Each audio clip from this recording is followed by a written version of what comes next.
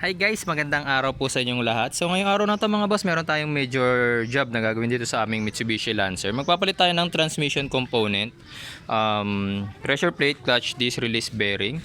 So yung trabaho na to mga boss, major job to, so kailangan sana as much as possible meron kayong assistant, dalawa kayo. Pero kung wala, gagawa natin ng paraan, okay? So before doing anything mga boss, syempre since major job itong gagawin natin, first thing to do is disconnect nyo muna yung connection sa inyong battery. Kasi syempre ibababa natin yung transmission. So ang una-una natin gagawin dyan mga boss is tanggalin muna lahat ng component na nakakonekta sa ating transmission dito sa ibabaw bago kayo magkakala sa ilalim. So ano-ano yon? Yung syempre yung ating shifter cable, okay, yung ating clutch cable, starter, natanggalin din natin yung starter na yan. So ito pa, sensor pa ng ating reverse, okay, and then yung speedometer cable, ayun. Yan. So una na natin tanggalin yung pinakamadali, syempre itong ating sa reverse switch, connection lang yan, tapos itabi nyo. Ayan. Tapos itong sa cable kasi ini-screw lang naman to, ayan o. Pinipihit lang yan. Speedometer cable. Ayan, tapos sugutin nyo na. Ayan. Okay. Then next, dito tayo sa shifter cable. So may cutter pin yan. Okay, so tatanggalin lang yung cutter pin, tapos mahuhugot na yan. So dito sa kabila, natanggal ko na. Ayan, dito rin, cutter pin. So pag natanggal nyo yung cutter pin, madali na lang tanggalin yung shifter cable. Ayan, nakasuksok lang naman yan eh. Ayan. Okay. Then lastly, hindi pa pala, yung ating clutch cable, tapos starter. Okay, so unahin na natin yung sa starter. So natanggal naman na natin yung connection sa negative terminal ng battery. So safe nang tanggalin yung starter natin. Meron yan dalawang bolt na nag-hold sa kanya. Ito, tsaka ito. Okay, tapos may connection yan dun sa ilalim, hindi nyo makakapa. Ayan, hindi nyo pala makikita, kapain nyo na lang. Ayan. Okay, may connection yan. Yung connection na to galing sa ating ignition switch. Hinuhugot lang naman to. Ayan, nahugot ko na siya. Ayun na siya. Itong trigger na to. Tapos isang connection niya, ito positive line yan. Nakadirekta siya sa ating battery. Okay, so 12 mm bolt ata to. Hindi ko masigurado dahil nasa ilalim. Pero gagamitan mo siya ng lyabe. So sa mga gantong masisikip na na pwesto, magandang gamitin niyo itong mga gantong klase ng wrenches, yung may ratchet na kasama, combination. Tapos 12 to, kinapa ko na. Okay, so safe na siyang luwagan kasi nga nakatanggal na yung negative terminal ng ating battery. So wag yung tatanggalin ng starter mga boss na nakakonekta yung battery natin, kasi live wire yan, hindi dumadaan sa fuse ang starter. So pag nadikit yung liabi ninyo sa any metal part, short circuit, puputok. Okay, okay, so kailangan wala nang connection yung inyong battery. So pag naluwagan nyo naman na siya ng liabe, madali na eh. Ayan o, matatanggal nyo na yung bolt. Hindi ko lang mapakita sa video mga bossing. Tapos mahuhugot nyo na yung wire. Ayan, tanggal na natin yung connection sa starter. Ito na yung kanyang bolt, ay yung nut. Okay, tapos ngayon yung bolt na ng starter. Ito, so sa case na to, nagamit na tayo ng ratchet tsaka ng extension. 14 mm naman to. Yan. Tapos yung nasa babang part, tanggalin nyo na rin.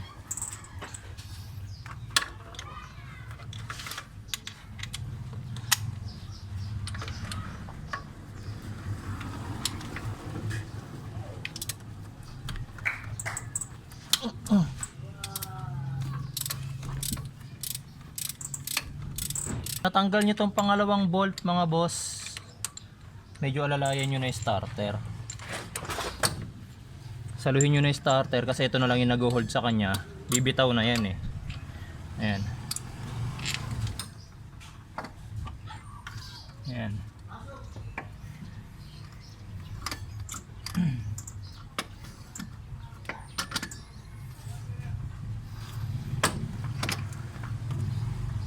So next thing mga boss, after nating matanggal lahat ng connection din sa ibabaw, iaangat na natin yung kotse. Then make sure both sides lalagyan nyo ng jack stand. Jack stand mga boss, wag jack lang kasi magtatanggal tayo ng dalawang gulong sa harap. Okay. Tapos, may jack stand din dito sa kabila. Tapos make sure may kalso yung ating mga rear. Kasi iwasan natin niya baka bigla yung mabante. Then make sure naka-engage yung ating handbrake ha. Ayan, so natanggal na natin yung mga gulong mga boss. So another safety, pag tinatanggal nyo yung gulong, bukod sa jack stand, yung gulong lagay nyo sa ilalim ng sasakyan para ano naman mangyari, merong additional na sasalo pa ulit. Ayan. So para mas maging madali, gagamit tayo ng power tool, impact wrench na to. Okay. Tanggalin nyo muna yung cutter pin. Tapos ito, yung castle nut tanggalin natin. Ayan. Okay, so mas mabilis, di ba? Yan, next, so tatanggalin na natin tong caliper. So, tanggalin lang muna natin tong bolt na to.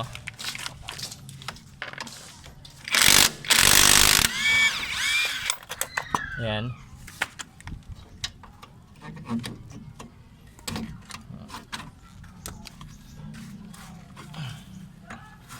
Ayan. Tapos wait lang.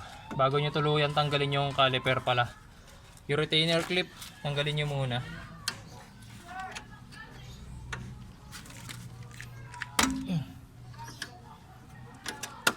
Ayan. Tapos, kumuha kayo ng cable tie. Isabit nyo yung caliper dito sa ating shock absorber. Ayan. Punutin nyo lang. Tapos sabit nyo na lang dito sa ating shock absorber. Tapos next natin tatanggalin, tanggalin muna natin to, yung brake pads. Yung locking clip wag nyo hayaang mawala mga boss ah.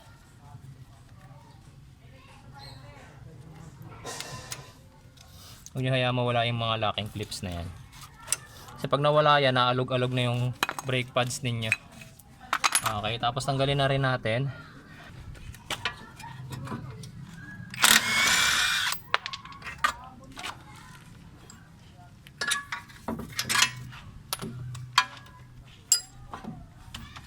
Yan. So dito sa part na to, hindi uubra. Sa kabila natin pihitin. Hindi uubra yung ano. Okay.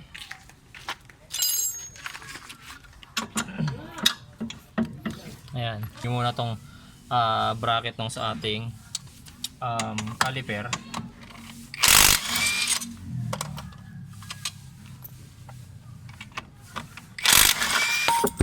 Ayan. So matatanggal nyo na yung rotor. Okay. Diretsuhin nyo muna yung cutter pin.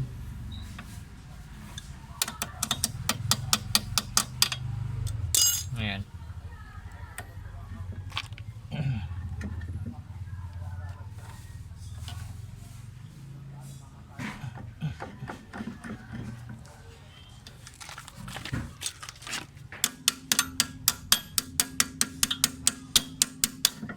Ayan. Ayan. So yung breaker bar, yung pipigil para pumihi. Ayan.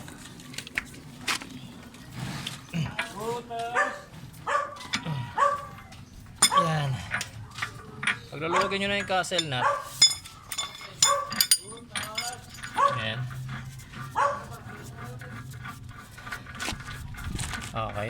So binalik ko muna pala guys yung bolt, pero hindi ko nakikinabit yung nut para lang katulong niya sa pagpigil para maluwagan natin to. Tapos washer. Ayan.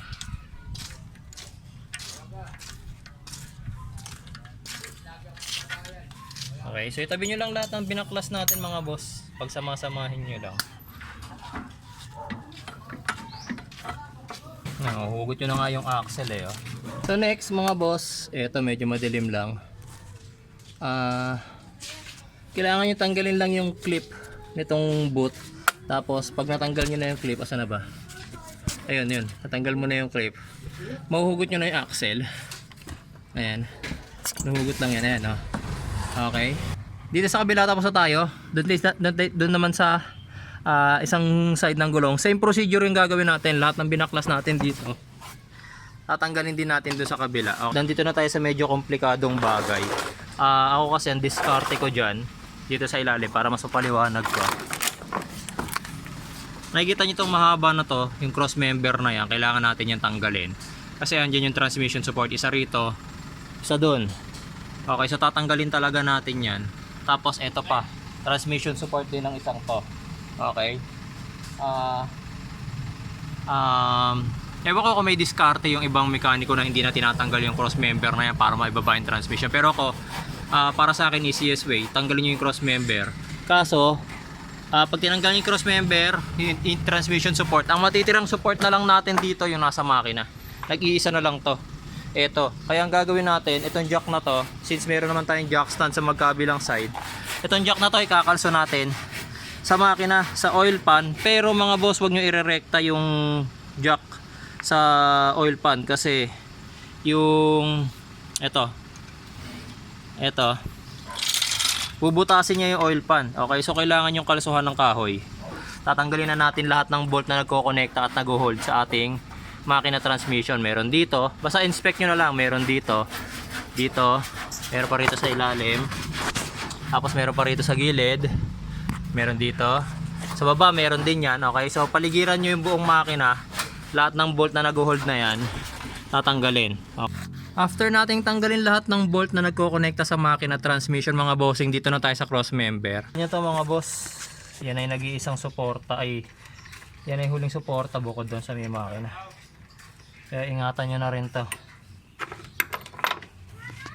Natanggalan natin yung kahuli-hulihang support kaya medyo bumaba na yung transmission, tapos makikita nyo humiwalay na siya.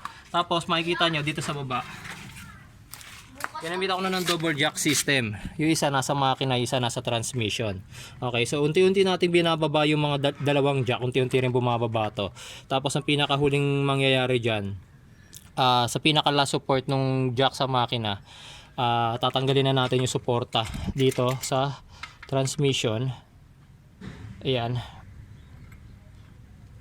Yun. Okay. So wala nang suporta sa transmission, nasa makina na ngayon yung suporta, yung bigat. Gagawin natin ngayon mga boss, matatanggal na natin tong transmission. Okay, so medyo mabigat yan.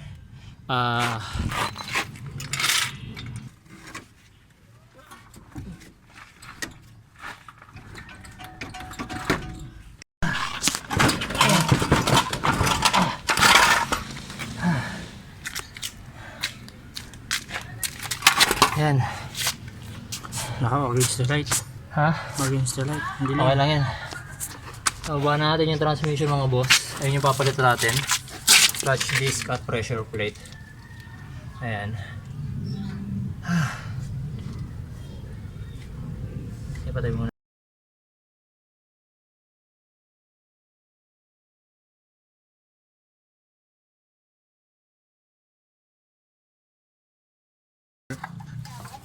Nandiyan nyo guys, pagtanggal nyo ng pressure plate, sasabay na dyan yung clutch disc. Okay.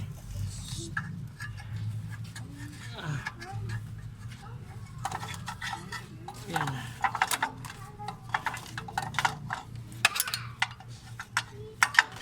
Ayan.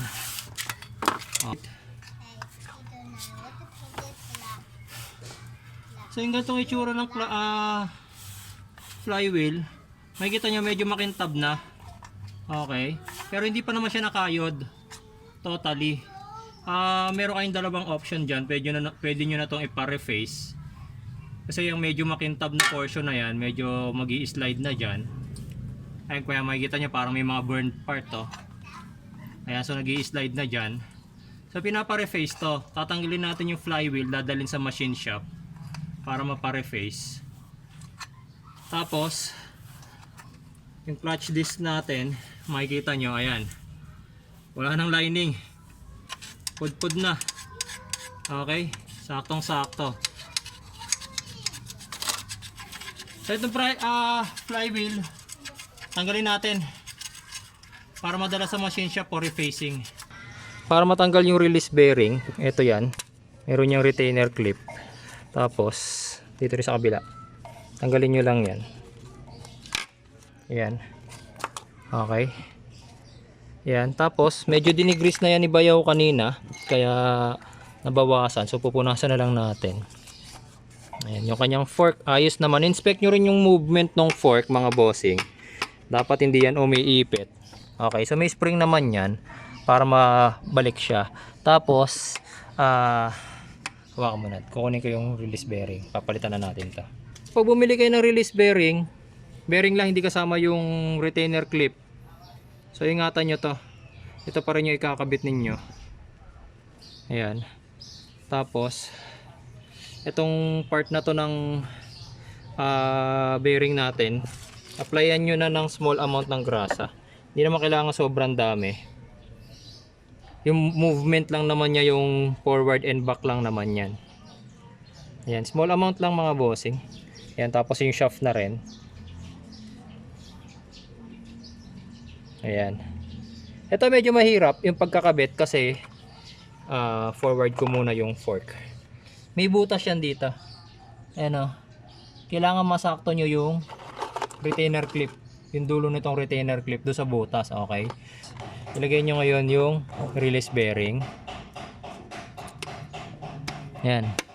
Okay. Tapos yung clip ngayon ikakabit natin.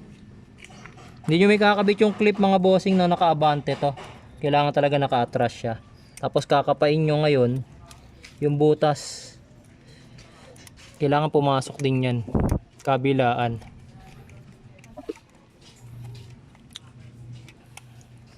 Pumasok na sa kabila, dito hindi pa. Ayan. Ayun, pumasok na rin. Malalaman nyo naman na pumasok yan syempre pag bumao na siya.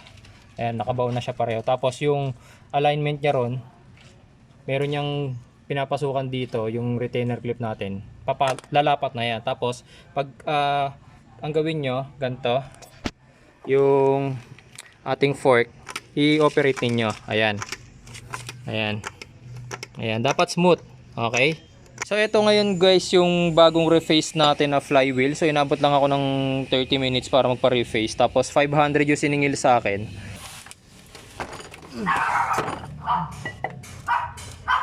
Ayan. Tapos kunin nyo yung mga bolt.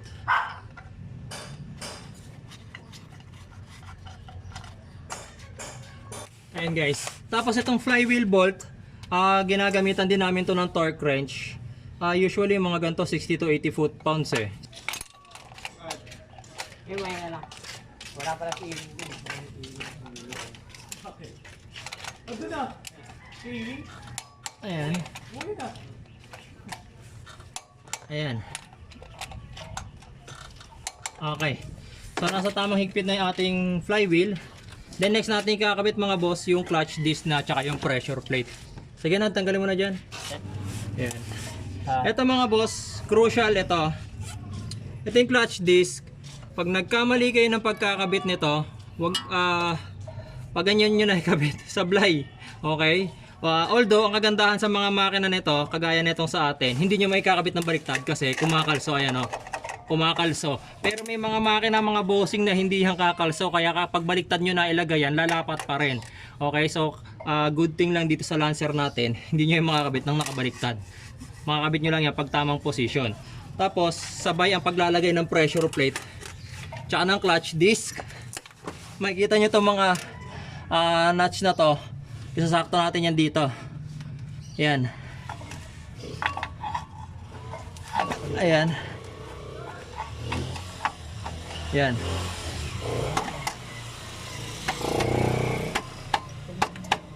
Ayan. Kamay nyo muna ang ipanglalagay ninyo. Ayan. Tapos ito yung trick dyan mga boss. Ang paglalagay ng clutch disc, kailangan maisentro nyo sa pressure plate. Kasi pag hindi nyo yan naisentro, pag ikinabit nyo na yung transmission mamaya, hindi nyo maipapasok, mahihirapan kayo. Kaya kailangan masentro nyo. Kaya dito sa gilid, nakakapa namin yan. Sentro yan, lapat yan sa gilid ng pressure plate. Lagyan mo ulit ng kalso doon sa sa may crankshaft kanina. Pumipihit eh. Yan, habang sinisikipan nyo, kapakapain nyo ulit yung clutch disc.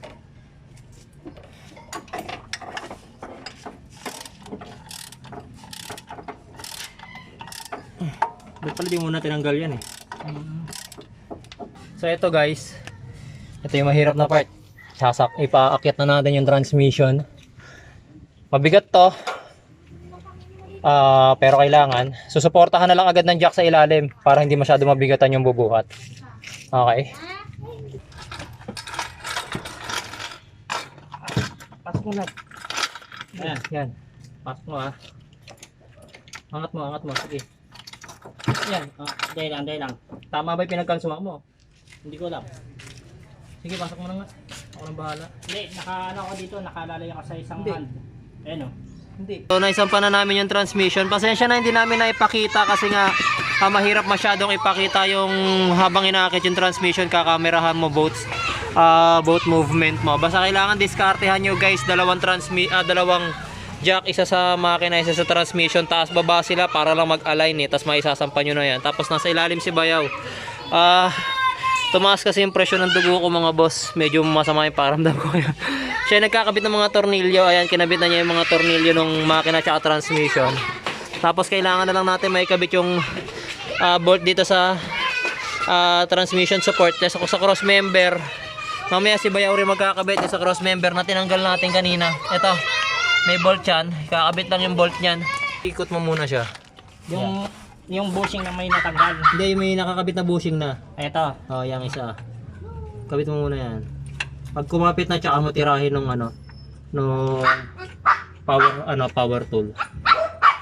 Okay na? Yan na, tirahin mo na para mabilis. And guys, so continuation nung naputol nating video last time. So naiakyat na namin yung transmission. So kinailangan ko nang tumigil that time kasi medyo tumaas nga yung blood pressure ko. Okay. So ngayon, since okay na yung ating transmission, nakamount na siya sa transmission supports niya, then dun sa cross member, dito pwede nyo nang ikabit yung mga binaklas nyo sa ibabaw, or pwede rin naman itutuloy nyo na yung pagkakabit ng axle, ng brakes, ng gulong, lahat bago nyo ikabit dito sa ibabaw. Actually wala na kayong kailangan sundin na order dyan. Ulit dito, ayan.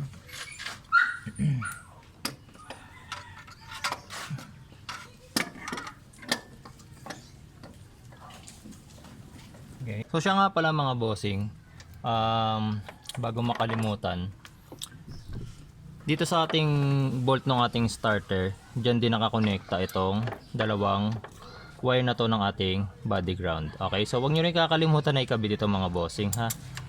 Para sa body ground yan, kailangan ng makina natin ng malakas na source of body ground. Okay. So since naikabit na natin yung starter, syempre kakabit din natin yung kanyang trigger. Itong dalawang wire na to. Ito mga bossing, dun sa 12mm nut. Tapos ito naman dun sa trigger niya mismo. Okay, so tingnan nyo na lang dyan sa picture since hindi ko na may papakita sa video. Next guys, syempre yung ating speedometer cable. Ito. Ayan. Sisuksok nyo lang siya dyan.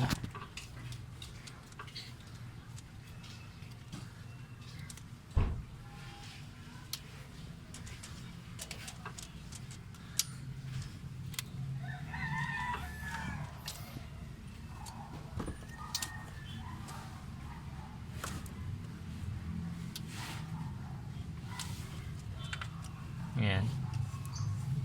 Okay.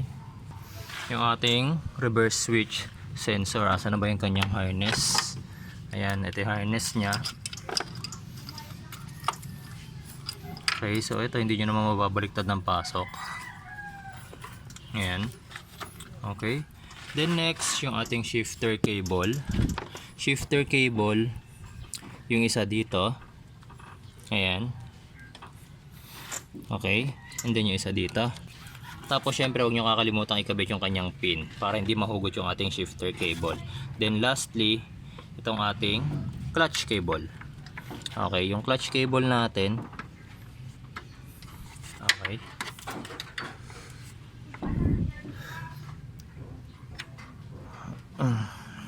Yan. Medyo inaano lang naman yan. Ayan, nakakapit na siya. Tapos yung pin din, syempre kakabit din natin yan para hindi rin matanggal tong ating clutch cable. Nabit nyo yung shifter cable natin mga boss, meron yung bracket. Ayan, dito yan. Okay, so ikakabit nyo yan dito.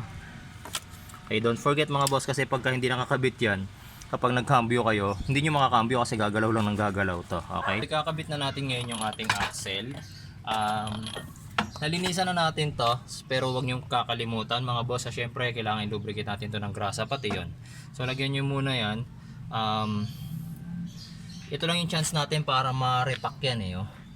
Okay, so lagyan nyo ng maayos na amount.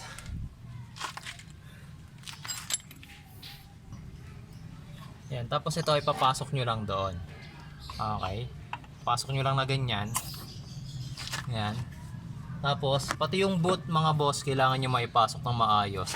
Pag naipasok nyo yung boot, ilalagay nyo ulit tong retainer clamp na to. Ayan.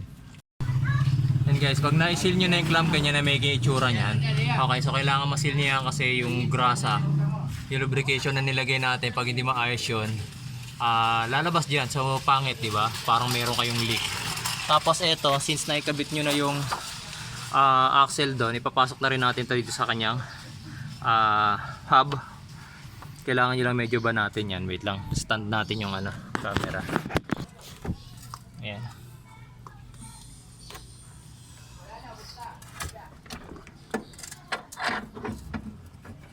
Pihit-pihitin nyo lang para pumasok.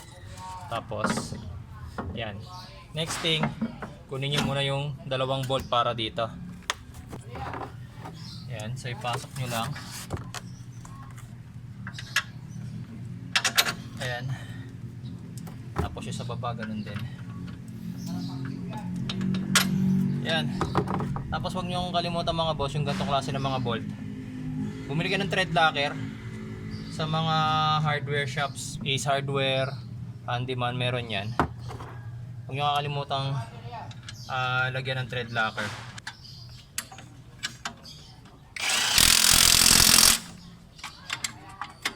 Yan. Okay. Then next natin, syempre yung ating rotor. Medyo natanggal yung backplate nitong ating kabit nyo lang yan mga boss.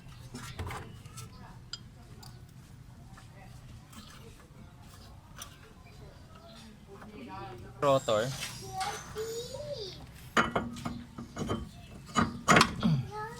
Tapos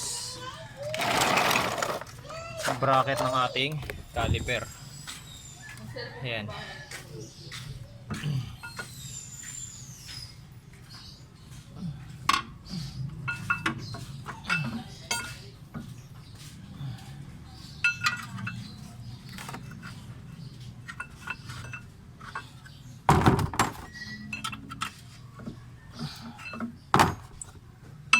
Ayan.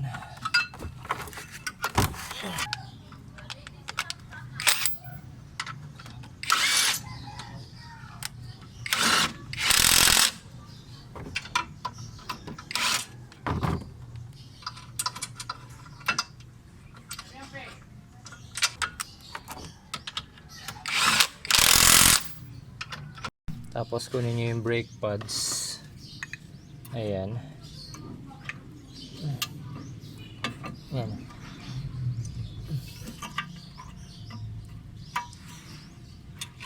Okay. Sa kabila ganun din. Kakabit nyo lang din yan. Okay. Then ibababa na natin tong brake caliper natin. Kakabit na natin yung kanyang caliper. Pasok nyo lang dito sa taas. Yan. Tapos tulak nyo pababa. Yan. Yan. So medyo every time na nagtatanggal talaga ng rotor, medyo mahirap tong ipasok. Okay, so slightly nyo lang pukpukin. Yan. Yung bolt, pasok nyo rito sa ibaba, sa ilalim. Yan.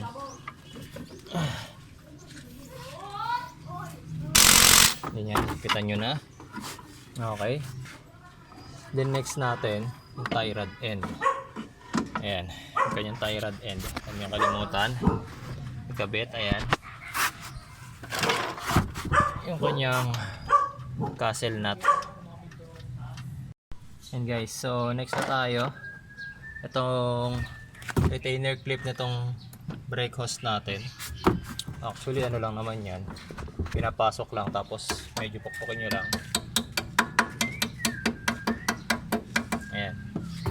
Tapos syempre yung ating lock dito tsaka yung castle nut ang ating hub. Okay. Tapos yung ating, hindi pa natin yung mahigpitan ng gusto, magkabit kayo ng 2 pirasong lug nuts. Higpitan natin yan, pero gagamit tayo ng mas malaking tool, 32mm na socket. Ayan mga bossing, so okay na yung ating transmission. Okay, so maganda na yung play ng ating clutch, wala nang sabit sa pagkakambyo, and higit sa lahat, ang ganda-ganda na ulit niyang humatak ngayon mga boss. Okay, so take note na lang mga boss, maikli pa lang yung test drive na ginagawa natin. May advice ko sa inyo, kahit papaano pa ilang kilometer muna bago kayo mag long ride totally, okay? Kasi kailangan ninyong ma-sure na walang bibigay or walang matatanggal or masisira do sa mga ginalaw ninyong parts. Okay, so maraming salamat sa inyong panonood. At sana ngayong araw na to mga boss, natutunan ninyo paano magpalit ng clutch disc pressure plate ng ating Mitsubishi Lancer 4G13. Salamat po.